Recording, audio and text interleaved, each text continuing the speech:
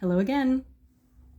Today, I bring you an essay and probably some 90s windbreaker ASMR.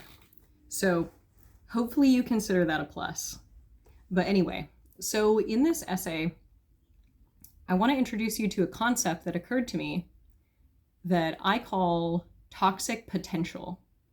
Maybe you've heard of toxic positivity. This is my spiel on toxic potential. This essay is called Freedom and Toxic Potential. Having been born in the quote-unquote land of the free, I've often pondered the concept of freedom. What does it mean to be free? Free of obligation, free of limitation, free of suffering, free to do whatever you want? I have come to think of these definitions as essentially mirages, gesturing toward the image of freedom, but ultimately only beckoning us further into the desert, desperately thirsty for the real thing. I have come to think of freedom as the freedom to live according to one's nature. And we have become so estranged from both the nature within and around us that it is difficult to imagine what that would even mean. There is a popular idea in this culture that a person is essentially a tabula rasa when life begins, and that person then arbitrates and creates who they are going to be. I disagree. There is hardly any denying that you would be very different, indeed, a different person, if you had one different ancestor than you do. Our cultural and ecological surroundings also influence us tremendously. And even if you are someone who is inclined to go against the grain of tradition and expectation, that is somehow a nascent force in you that you ultimately discover. You do not decide for it to exist. This relates to the notion of creation and creativity itself. We tend to conceptualize creation as an act of arbitration out of thin air, but in my experience at least, the creative act is one of listening, synthesis, and representation. It isn't totally up to us, in other words. I believe both what is created as us and what is created through us both function this way. We discover who we are and what our gifts and messages are.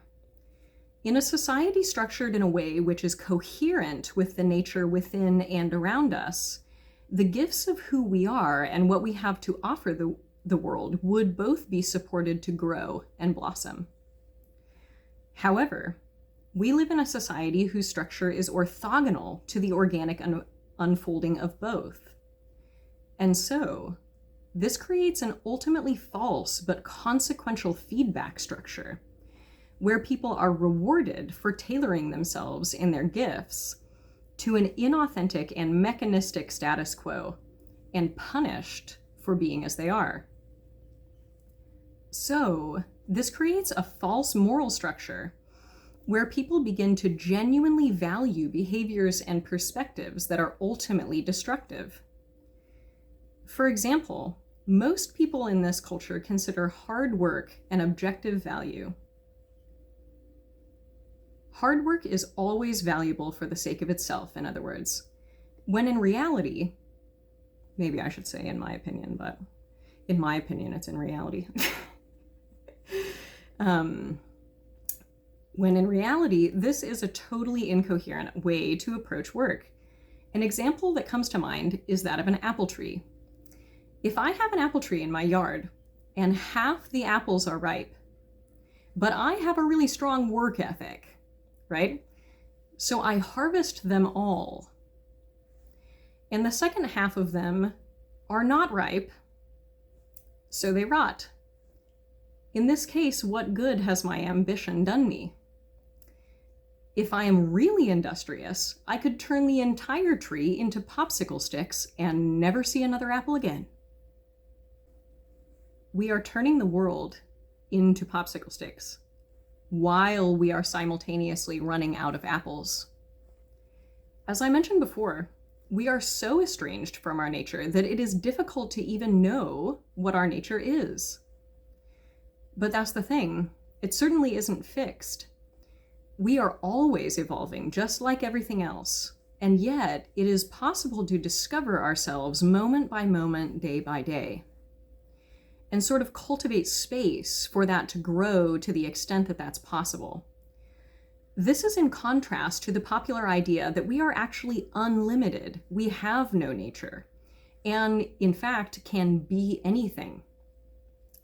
There is a very interesting paradox here, which is that by believing that the boundaries of human potential and the boundaries of nature are limitless, we have perversely caused an absurd narrowing of our true potential into a collapsed, disempowered vision of individualism, where individuals are not in fact empowered in their diversity or uniqueness at all, but only to the extent that they conform in service of the destruction of themselves and the planet.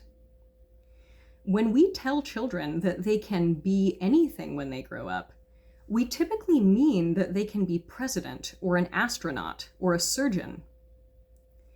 If a child were to say, "When I grow up, I want to live simply and be who I am," telling them they can do that would actually be less straightforward in a sense, because with the other options, the path is fairly clear in this cultural context. Work very, very hard, focus, do what you have to do to make money on your way there, etc. Essentially, as long as you're seeking your goal, don't bother too much about the collateral damage. It's worth it. It will pay off. Sorry for my endless air quotes. If you want to live simply and in right relationship with your body and the earth, however, you're immediately going to contradict that in your first minimum wage job to pay your rent. To live in right relationship is not something any one of us can attain after a long and destructive slog. Yet it is somehow not legal to simply live this way. It might sound dramatic, but it's true. The price of entry in this culture is destruction to oneself, others, and the earth. Now, this idea of unlimited potential. How could believing in unlimited human potential possibly be a bad thing? It sounds positively optimistic. What's wrong with believing that we can do anything? Well, the issue is extraordinarily simple. It isn't true. And our insisting that it is true is causing a consequential clash with reality, as if I was absolutely certain that I could fly and was running toward the cliff's edge as we speak. I assure you, coming to terms with the reality of limitation does not have to be a downer at all, but instead is tremendously empowering and grounding. Bear with me. This culture is absolutely allergic to the idea of limitations, but indeed, they are the very thing which allow us to exist at all. To be completely unlimited is to be dead. We have been conditioned into a truly bizarre and incoherent self-conception, but I believe that it can be relatively easily shown through with the light of first-hand observation. What are you? A self-contained, separate individual who exists completely independently of other people and the world? Who would you be without your mother? Or the air you breathe? Or the history of the place where you were born? Or the internet? Or your great-great-great-grandfather? Or the language you were raised speaking? Who would you be without your body? We wind up with remarkably individuated perceptions of self, and we are indeed diverse, like the diversity in a healthy forest. All the plants and creatures take myriad forms, and they are all the perfect expressions of the natural conditions present. And the forms evolve as the conditions change. We too are built by everything that existed before us and exists around us.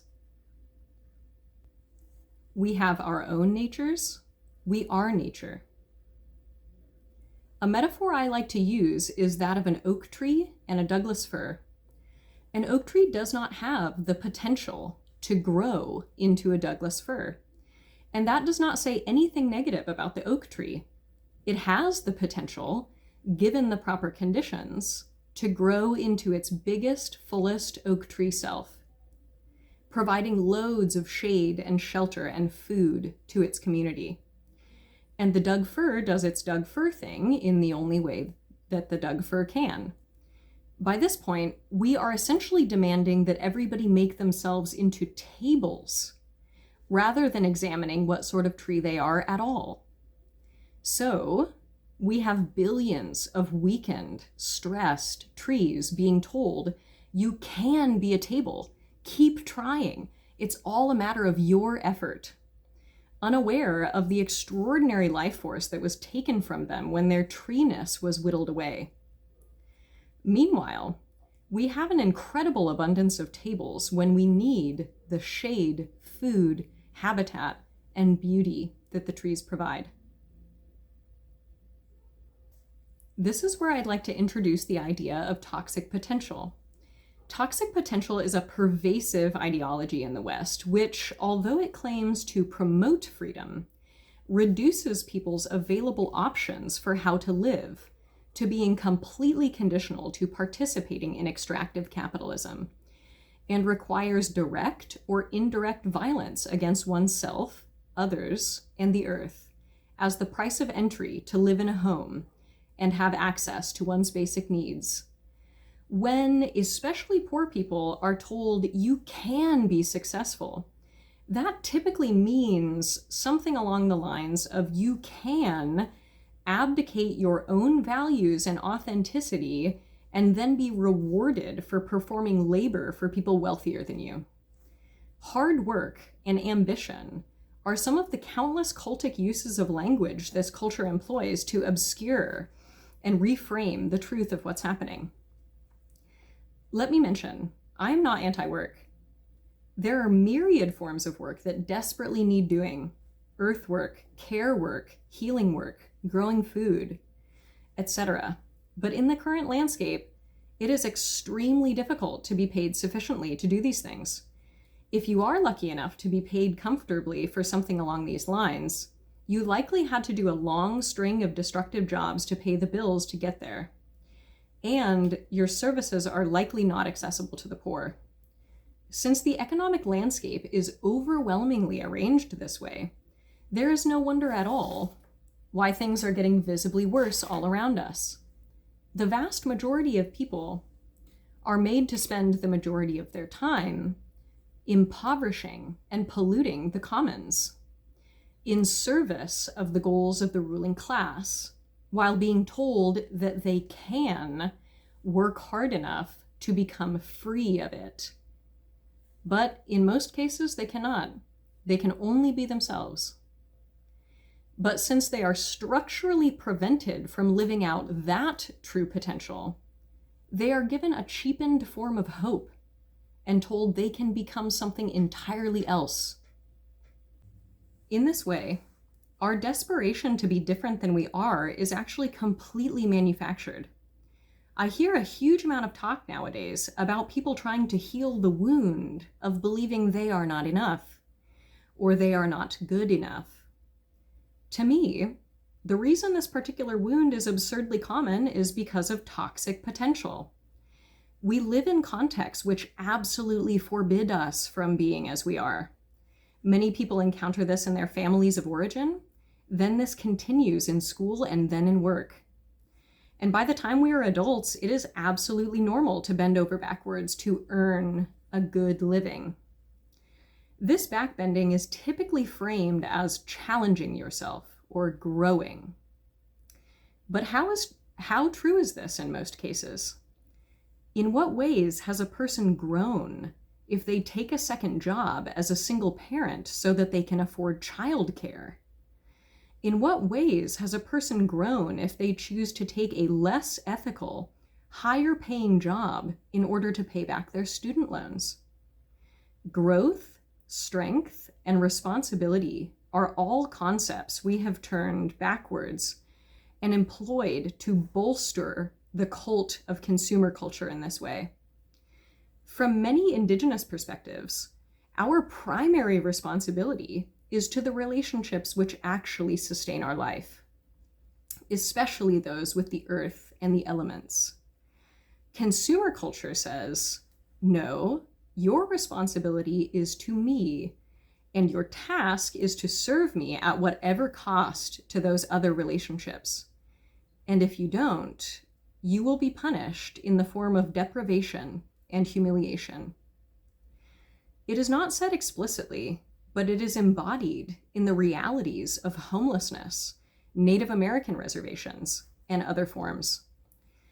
Those people could be successful and provided for if only they would change themselves. It's a very interesting and gross perversion of freedom in that way. People on Earth will embody our highest potential, not once we have completed this project of totally rejecting our natures and maximizing our machine-like qualities into oblivion, but when we learn to orient toward integration and observance of ourselves, others, and the rhythms of the planet, and we rejoin the process of evolution and creation consciously, instead of continually flying too close to the sun.